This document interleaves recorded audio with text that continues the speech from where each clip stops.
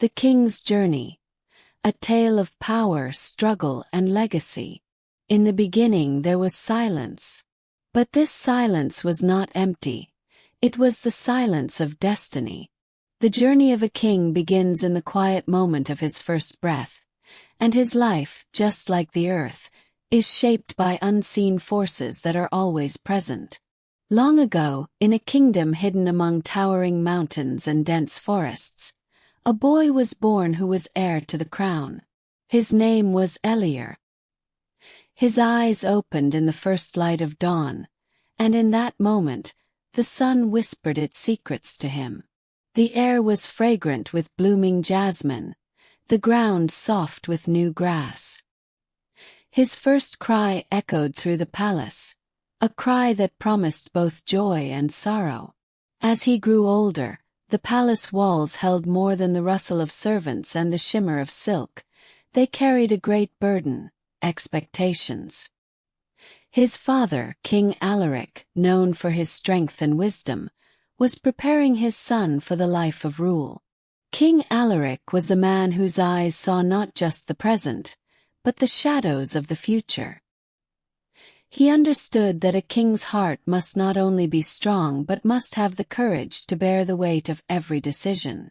Elier watched his father closely.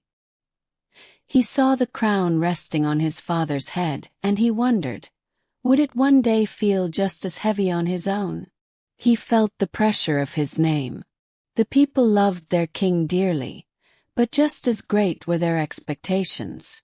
The kingdom was vast, stretching beyond mountains, from deserts to fertile valleys. It was prospering in peace, but peace is never truly restful for those who surround it. King Alaric's reign was one of honor and awe. He had built his kingdom through force and resolve, but with power always comes war and tension. The first test of Elier's strength came when he was in his teenage years. Another king, known for cruelty and conquest, launched a war against their lands. His army surged with madness and fury. The borders had been drawn, and the clash of swords echoed like bells in the depths. But the prince was not ready for war. He was not yet a king.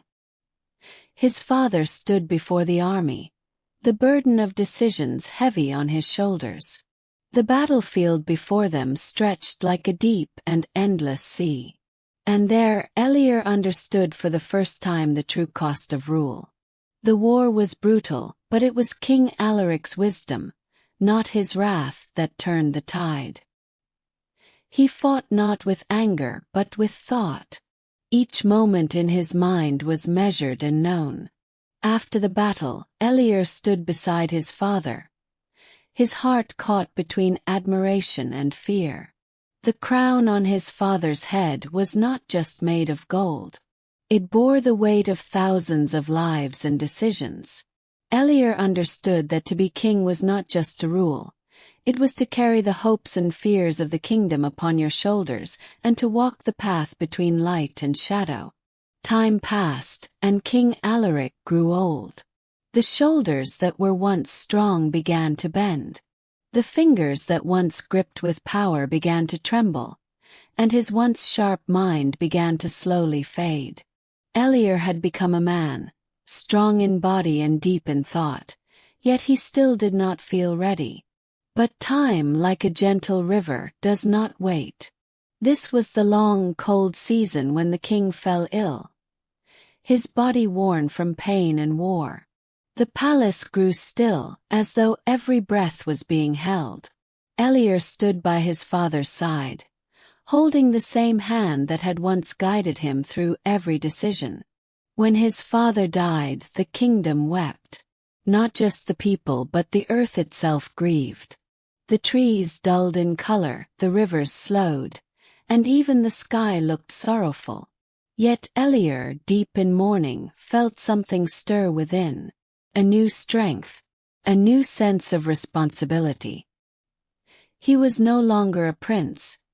He had become king. His coronation was a grand ceremony, rich in tradition, But Elier felt a different kind of grief. The crown placed upon his head was a symbol of power, but it felt like a prison. His father's voice echoed in his ears, reminding him that the path of rule is not made of celebration alone. It is paved with sacrifice. The kingdom looked to him now as their king, with hope in their eyes and attention on his every move. They wanted him to be like his father, powerful, wise, just, but they did not know the weight of that wish. The years ahead were not easy. Elier faced trials he had never imagined. There were conflicts within the kingdom from those who desired power, and threats from distant lands who sought to take what they had not built. But Elier's heart was just as strong as his father's. He ruled with wisdom but also with a new kind of strength, a strength that came from understanding the value of humanity and peace. He was not perfect. There were moments when the burden of rule pulled him down. He lost friends, companions, and parts of himself. But in every hardship, Elier learned that to be a king is not about being right at all times. It is about being human. To learn from every failure, to carry the stories of the lost within your heart. That is the true way to honor a father's legacy. As time moved on, the kingdom flourished under his reign. It became a symbol of culture, knowledge, and discovery. Elier's name was spoken with respect, not just for his power, but for the wisdom earned through his struggles. His father's shadow had faded, but Elier had built a new legacy, one that would be remembered for generations.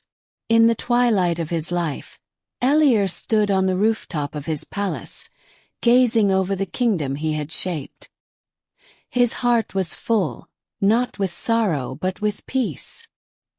He had fought wars, formed friendships, built cities, and most importantly protected his people. As the sun dipped behind the mountains, bathing the earth in golden light, Elier knew his journey was coming to an end. He looked to the horizon, his thoughts filled with the faces he had lost, the battles he had fought, and the legacy he was leaving behind. He closed his eyes, and for the first time in his life, he allowed himself to rest. The world would move on without him, but his story, his heart, would live on in the kingdom he had built. And that, he understood, was true immortality.